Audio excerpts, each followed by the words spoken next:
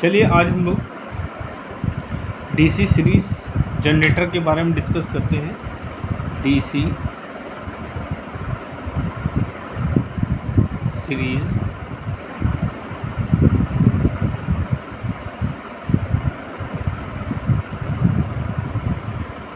Series generator.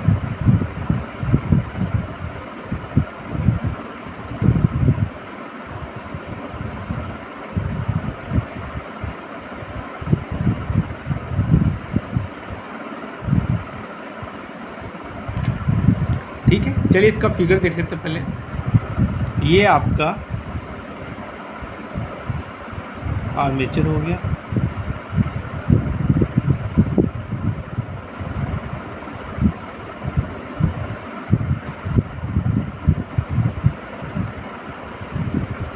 ठीक है। इसके सीरीज़ में एक हमने फील्ड वाइंडिंग लगा दी।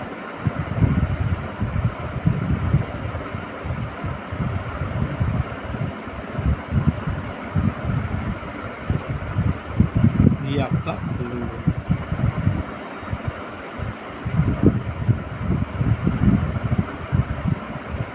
ठीक है। इसको नाम दे दिया हमने इस रेजिस्टेंस RSC। ये प्लस हो गया आपका, ये माइनस हो गया, ये आपका EMF हो गया, इसका रेजिस्टेंस और ठीक है। अच्छा चलिए देखते हैं। ये आपकी आर्मेचर करंट हो गई, यही करंट आपकी इसमें से फ्लो होगी तो आपकी ये ISC कहलाएगी, और यही करंट आपकी लोड से फ्लो होगी आपकी IL कहलाएगी। यहाँ पे जो अक्रॉस होगा ये आपका वोल्टेज होगा, ठीक है। देखिए सीरीज जनरेटर जो होता है इसमें फील्ड वाइंडिंग जो होती है आर्मेचर के सीरीज़ में कनेक्ट होती है या श्रेणी में कनेक्ट होती है, इसलिए हम लोग इसको डीसी सीरीज जनरेटर कहते हैं। मतलब इसमें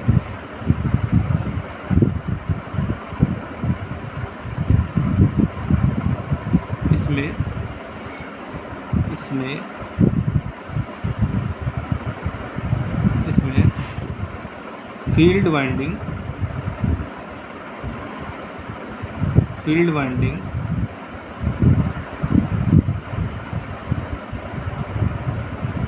वाइंडिंग आर्मेचर के साथ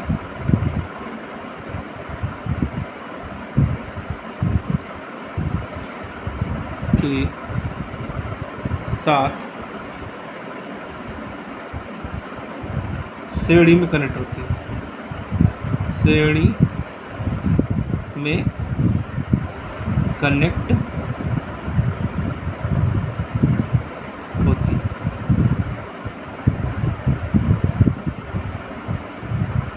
ठीक है। इसमें जो आपकी जो देख रहे हैं ये आपकी जो फील्ड वाइंडिंग है इसमें टर्न्स क्या होते हैं, कम होते हैं, ठीक है। इसमें क्या होते हैं, इसमें मोटे तारों का प्रयोग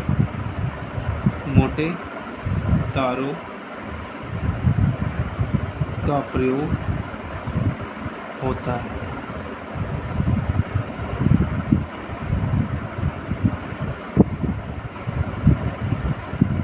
मतलब ये जो आपको वाइंडिंग देख रहे हैं ये क्या होती है, फील्ड वाइंडिंग जो देख रहे हैं ये आपके मोटे तारों की बनी होती है, ठीक है। इसमें टर्न्स कम होते हैं, इसमें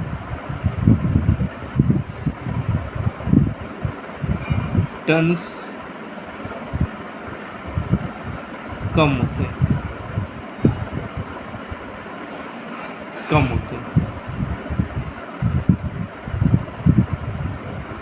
इसमें टर्न्स क्या होते हैं बेटा, कम होते हैं, ठीक है।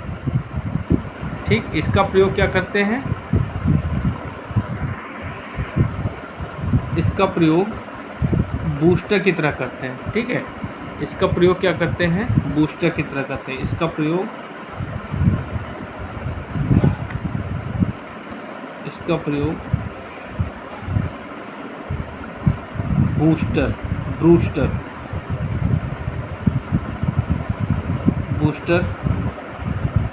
की तरह करते हैं। जो आपकी डीसी ट्रांसमिशन लाइन है उसमें हम लोग वोल्टेज को बढ़ाने के लिए हम लोग इसका प्रयोग एज अ बूस्टर करते हैं। ठीक है, इसका जो वोल्टेज रेगुलेशन होता है सबसे ख़राब होता है। इसका वोल्टेज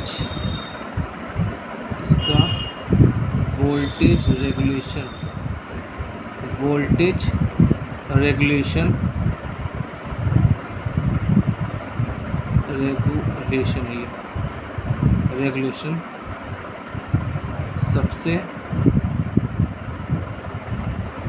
सबसे ख़राब होता है।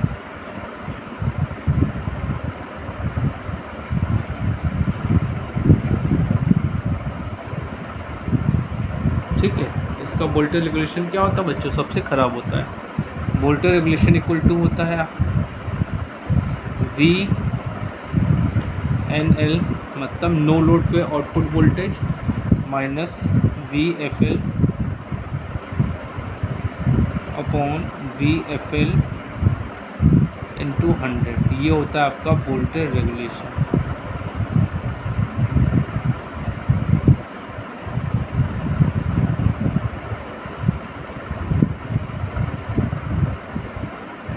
अब चलिए इसके समीकरण से कुछ देखते हैं। इसमें क्या होगा, ये जो आर्मेचर करंट है, यही आर्मेचर करंट आपकी फील्ड करंट कहलाती है, सीरीज़ फील्ड करंट कहलाती है, और यही करंट आपकी लोड करंट कहलाती है। तो क्या होगा, इसमें होगा आपका IA equal to ISE equal to IL equal to I, मतलब तीनों की वैल्यू क्या होती है? सेम होती है।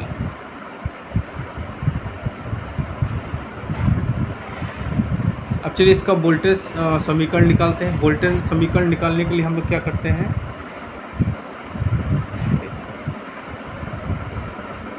हम यहाँ पे क्या करेंगे, KVL लगाएंगे। मान लेते हैं आर्मेचर करंट का डायरेक्शन ये, ठीक। तो KVL लगाएंगे तो देखिए करंट क्या हो रही है आपकी, माइनस एंटर कर रही है। माइनस एंटर कर रही है तो यहाँ पे EG की वैल्यू क्या लेंगे, माइनस लेंगे। तो बाय द फिगर क्या हो जाएगा, EG आपका माइनस हो जाएगा। EG आपका क्या हो जाएगा बच्चों, माइनस हो जाएगा। प्लस यहाँ पे आर्मेचर में देखिए वोल्टेज ड्रॉप होगा, आर्मेचर का वोल्टेज ड्रॉप होगा। तो वोल्टेज ड्रॉप हमेशा किस में लेते हैं, प्लस में। तो आपका हो जाएगा IA RA प्लस ये आपकी जो फील्ड वाइंडिंग है इसमें भी वोल्टेज ड्रॉप होगा, तो इसको भी ले लेंगे हम लोग ISE RSE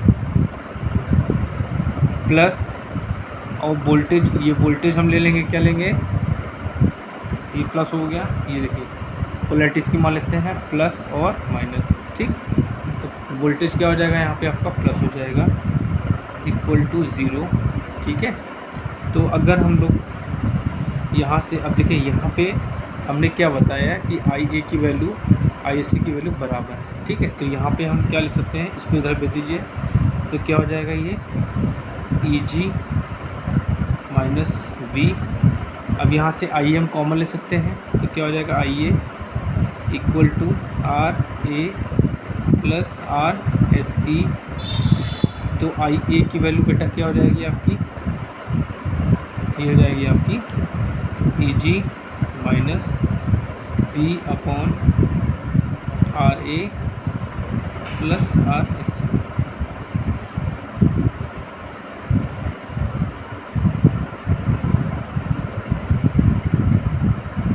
ठीक है।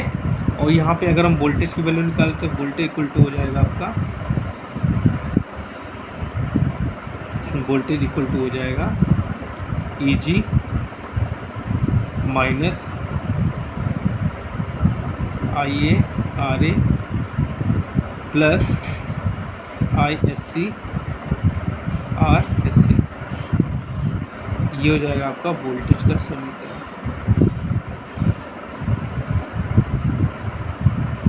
ठीक है,